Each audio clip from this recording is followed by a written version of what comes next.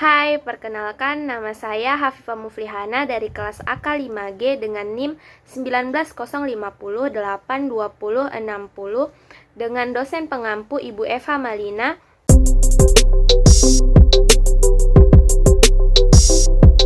Completing the audit atau tahap penyelesaian audit merupakan tahap yang penting untuk memastikan audit yang berkualitas.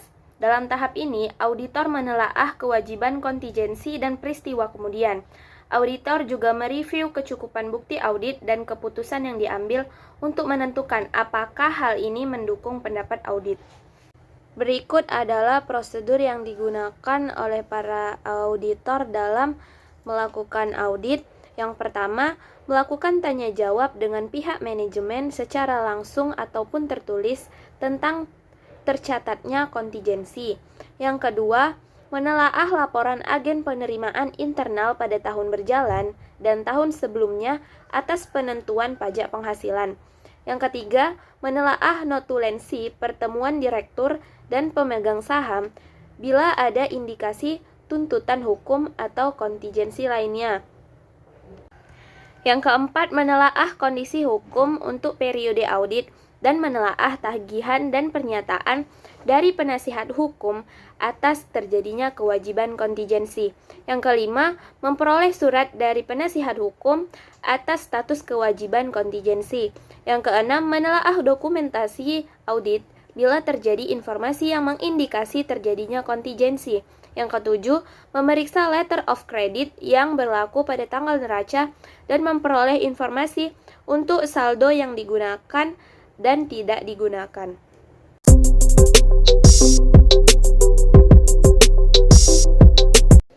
Dalam menyelesaikan audit, auditor seringkali menghadapi kendala waktu, terutama ketika klien berusaha mendapatkan tanggal yang cepat untuk menerbitkan laporan keuangan. Nah, auditor harus menggunakan waktu tersebut untuk membuat pertimbangan profesional yang baik dalam menyatakan pendapat dalam situasi tersebut.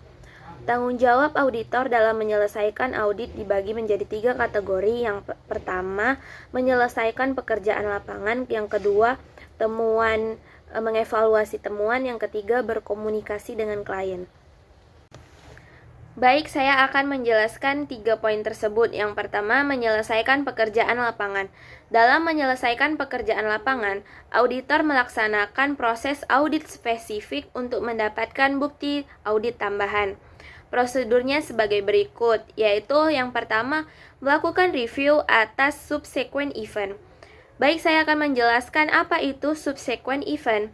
Subsequent event atau peristiwa kemudian adalah peristiwa yang terjadi dalam periode sejak tanggal neraca hingga tanggal selesainya pekerjaan lapangan. Contohnya, bank klien bangkrut, penurunan drastis harga pasar saham, kebakaran aktiva tetap yang tidak ada asuransi, dan kegagalan dalam pembayaran hutang wesel. Yang kedua ada membaca notulen rapat. Notulen rapat pemegang saham, dewan komisaris, dan subkomitenya seperti komite keuangan dan komite audit dapat memuat hal-hal yang mempunyai signifikan audit. Sebagai contoh, dewan komisaris dapat mengotorisasi penerbitan obligasi baru, pembelian saham treasury, pembayaran dividen tunai, dan penghentian lini produk. Yang ketiga, mendapatkan bukti mengenai tuntutan hukum, klaim, dan penilaian.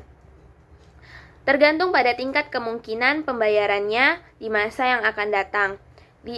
Yaitu yang pertama dicatat sebagai utang bersyarat, yang kedua diungkapkan dalam catatan atas laporan keuangan, dan yang ketiga diabaikan. Kontingensi tersebut meliputi kewajiban potensial yang timbul dari kekurangan pembayaran pajak, garansi produk, garansi utang dari pihak lain, dan tuntutan hukum, klaim, serta keputusan pengadilan. Yang keempat yaitu mendapatkan surat representasi klien. Representasi manajemen yaitu yang pertama menginformasikan representasi lisan yang diberikan kepada auditor. Yang kedua mendokumentasikan kelayakan yang berkelanjutan dan representasi tersebut. Yang ketiga, mengurangi kemungkinan kesalahpahaman mengenai representasi manajemen. Surat representasi mencakup representasi laporan keuangan, kelengkapan informasi, pengakuan, pengukuran, dan pengungkapan, serta peristiwa kemudian. Yang terakhir ada melaksanakan prosedur analitis. Prosedur analitis diperlukan dalam penyelesaian suatu audit sebagai review menyeluruh atas laporan keuangan.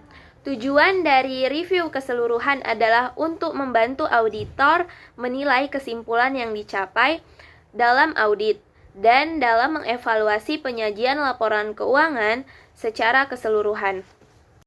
Selanjutnya ada mengevaluasi temuan, yaitu membuat penilaian akhir atas materialitas dan risiko audit, mengevaluasi apakah ada keraguan yang besar mengenai usahanya atau going concern, melakukan review teknis atas laporan keuangan, merumuskan pendapat dan membuat naskah laporan audit, dan melakukan review atas kertas kerja. Yang terakhir yaitu komunikasi dengan klien. Mengkomunikasikan hal-hal yang berkaitan dengan pengendalian internal dan mengkomunikasikan hal-hal yang berkenaan dengan pelaksanaan audit. Nah, sekian dari penjelasan mengenai completing audit. Jika ada kesalahan, saya mohon maaf. Terima kasih.